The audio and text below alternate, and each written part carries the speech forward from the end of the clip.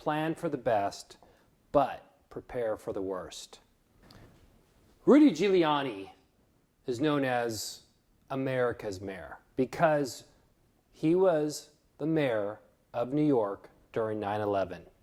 And when the planes hit the Trade Center towers, Rudy Giuliani did not panic.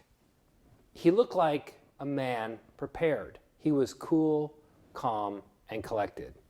And the reason he was cool, calm, and collected during that horrific situation was because he had a plan for the worst situations that were going to happen in New York.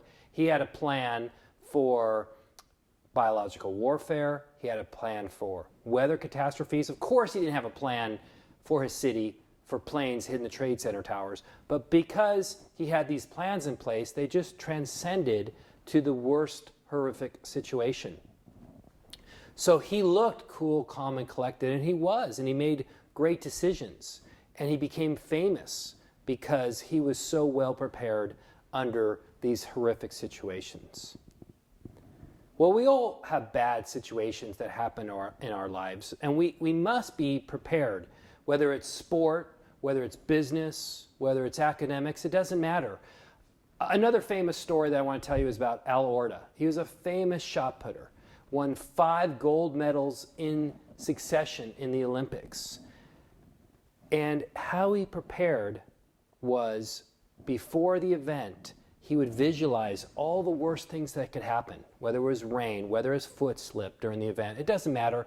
And he would visualize how he would respond during those bad situations. He was mentally preparing himself for the worst situation so he could be at his best under difficult conditions.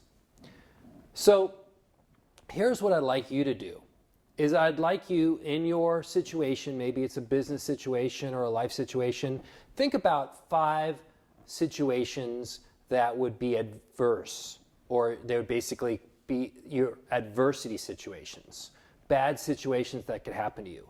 And then write down 5 positive responses you would make for each one. So you'd have a bad situation and then a positive response.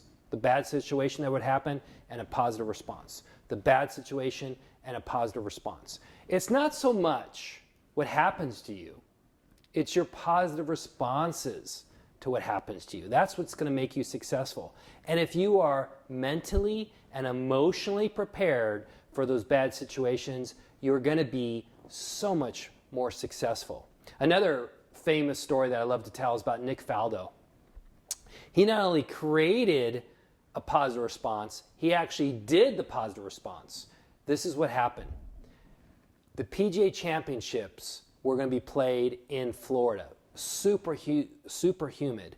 Well, he's from England. He's not used to the humidity, so he sat in a sauna for 2 weeks every day, sweating it out, getting his body prepared. He was ready for the adverse weather conditions of the PGA Championships. He didn't win that. He has won 6 majors, but he was mentally and emotionally preparing himself for adverse conditions. That's what you must do.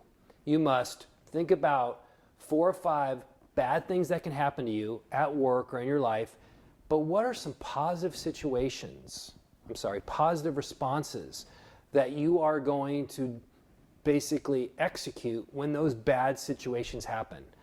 Again, bad things happen to good people. It's not the bad things that happen to you, it's your positive responses to those bad things and being emotionally prepared for those bad events with positive responses that are going to make you much more successful.